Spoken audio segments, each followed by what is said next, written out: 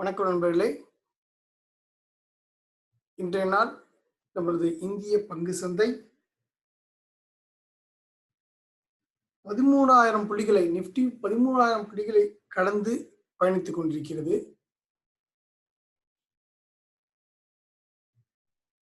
இந்த ரெக்கார்டை அடைவதற்கு என்ன காரணிகளும் தெரிஞ்சுக்கிறது ரொம்ப முக்கியமானதா இருக்கும். அது உழைஞ்சிருக்குங்கிறத விட அதுக்கான காரணிகள் என்னன்னு நமக்கு தெரியும் இல்லையா? அதுக்காக தான் எனக்கு காணொளி. வாங்க பார்க்கலாம்.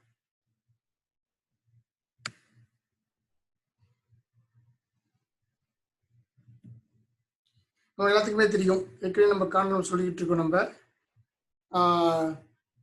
கோவிட்-19 வேக்சின் பற்றிய அறிவிப்புகள் வேகமாக நம்முடைய மருத்துவ நிபுணர்கள் முன்னேறிட்டு இருக்காங்க. குடிநீரில் மருந்து அனைத்து மக்களுக்கு கிடைக்கும் நம்பிக்கை ஏற்படுத்தியிருக்காங்க. அது ஒரு முக்கிய காரணம்.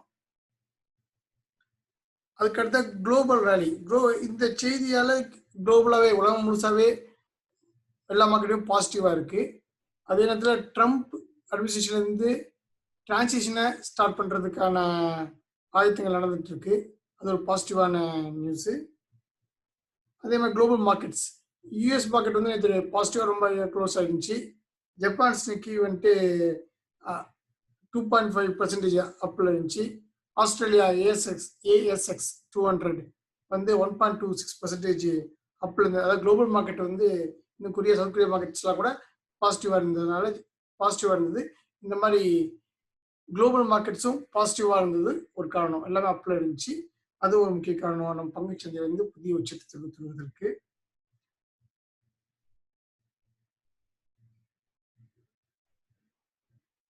அதுக்கடுத்தா வந்துட்டு பார்த்தோம்னாக்கா, நம்ம ஏற்கனவே பேசுன மாதிரி அந்த வேக்சின் பாசிட்டிவா போனது வந்து இன்வெஸ்டருக்கு ஒரு பாசிட்டிவ் சென்டிமெண்ட் கொடுத்துருக்கு. அக்ராஸ் த குளோப் முழுசாவே வந்து வேக்சினை பற்றிய செய்தி, அதாவது பாசிட்டிவா வேக்சின் கிடைச்சிடும் கூடிய சமயத்தில் அப்படிங்கிற செய்தி வந்து இன்வெஸ்டருக்கு ஒரு பாசிட்டிவ் சென்டிமெண்ட் கொடுத்துருக்கு. அதனால இன்வெஸ்ட்மெண்ட்ஸ் நல்லா மார்க்கெட்ஸ்குள்ள வர ஆரம்பிச்சிருக்கு. அது ஒரு முக்கிய காரணம். அதே மாதிரி குளோபலாக வந்துட்டு நம்ம எல்லா மார்க்கெட்ஸுமே வந்து இது பாசிட்டிவ் இருக்கிற காரணம். அதே மாதிரி ட்ரம்ப் கவர்மெண்ட் வந்து டிரான்சிஷன் ஆரம்பிச்சிருக்காங்க ஜோ பிடன் கூட. அது ஒரு நல்ல பாசிட்டிவ் சிக்னல் மார்க்கெட்டில் பார்க்கப்படுது. அதனால அதுவும் ஒரு காரணம் மார்க்கெட்ஸ்லாம் பாசிட்டிவ் ரேலி ஆகிறதுக்கு.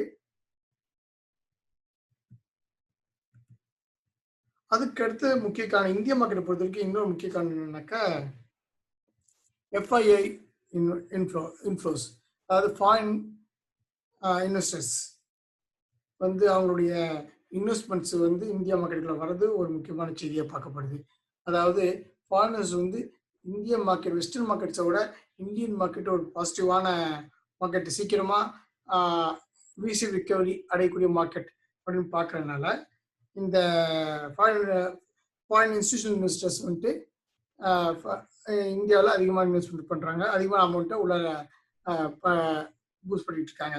எவ்வளோ பூஸ்ட் பண்ணிருக்காங்கிறது நம்ம இங்கே பார்க்கலாம். ஏறக்குறைய 51,000 கோடி நவம்பர் மாதம் மட்டும் இன்வெஸ்ட் பண்ணியிருக்காங்க, இன்ஜெக்ட் பண்ணியிருக்காங்க இந்தியா மார்க்கெட்டில் ஃபாரின் இன்ஸ்டிடியூஷனல் இன்வெஸ்டர்ஸ். இது ரொம்ப ஒரு பாசிட்டிவான நியூஸாக பார்க்கப்படுது. அதனால அதிகமான, அதாவது இது வரைக்கும் ஒரு மாசத்துல இந்தியன் ஸ்டாக் மார்க்கெட்டுக்குள்ள வந்த அமௌண்ட்லயே இந்த நவம்பர் 2020 தான் அதிகமான அமௌண்ட் வந்திருக்கு லைஃப் டைம்லயே. இதுதான் ஒரு முக்கியமான காரணம் இந்திய மார்க்கெட்டை உயர்ந்து நிற்கிறதுக்கு.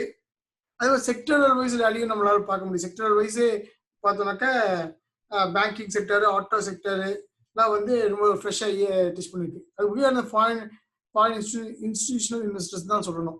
அவங்க தான் அதிகமான அமௌண்ட் உள்ள இன்ஜெக்ட் பண்ணி மார்க்கெட் இன்வெஸ்ட்மெண்ட் அதிகம் பண்ணியிருக்காங்க. அதனால மார்க்கெட் நல்லா அப்பில் இருக்கு. பேங்க் நிஃப்டில வந்து 2% அப்பில் இருக்கு. இது ஒரு நல்ல விஷயமா பார்க்கப்படுது. இந்த ஃபாரின் இன்வெஸ்டர்ஸ் இன்வெஸ்ட்மெண்ட் அவங்களுடைய இன்ஃப்ளோஸ் குறைஞ்சிச்சுனாக்க மறுபடியும் மார்க்கெட் டவுன் ஆகிறதுக்கு வாய்ப்பு இருக்கும். அதுக்கு இப்போ வரக்கூடிய செய்திகள் தான் நம்ம கவனிக்க வேண்டியதாக இருக்கும். ஏன்னா அதுதான் இந்த மார்க்கெட்டை நகர்த்த போகுது. ஜனவரி மாதம் எப்படி இந்திய பட்ஜெட் வந்துடும். இப்போ டிசம்பர் மாதம் மட்டும் தான் நடுவில் இருக்கு. அடுத்த கவர்மெண்ட் என்ன நடவடிக்கை எடுக்கிறாங்கன்னு பார்க்கணும். ஆர்பிஐ வந்து புதுசாக பேங்கிங் செக்டர், ஃபைனான்ஸ் செக்டர் முக்கியமாக புது ப்ரொபோசல்லாம் கொடுத்துருக்காங்க. அது இந்த அளவு அப்ரூவ் ஆகுதுன்னு பார்க்கணும். இந்த மாதிரி விஷயங்கள் எல்லாம் இது பண்ண நம்ம உற்று நோக்கி தான் இந்த இன்வெஸ்ட்மெண்ட் ஸ்ட்ராட்டஜிஸை ஒர்க் வேண்டியதாக இருக்கும். பொறுத்திருந்து பார்ப்போம் இது எவ்வளோ தூரம் இந்த ரேலி போகுதுங்கிறத. இப்போ வந்து இந்தியன் மக்கள் ரெக்கார்ட் ஐ அப்படிங்கிறது வந்துட்டு ஒரு மகிழ்ச்சிகரமான செய்தி தான். ரொம்ப நாளைக்கு முன்னாடி இன்னும் வந்து 13,700 வரைக்கும் நிஃப்டி ஈஸியாக தொடுன்னு நிபுணர்கள் சொல்றாங்க. அதனால நம்ம பொறுத்து பார்ப்போம் நடக்குதுங்கிறத. நன்றி நேர்களே. இந்த செய்தி உங்களுக்கு படித்துக் கொள்ள விரும்பினேன். அதற்கான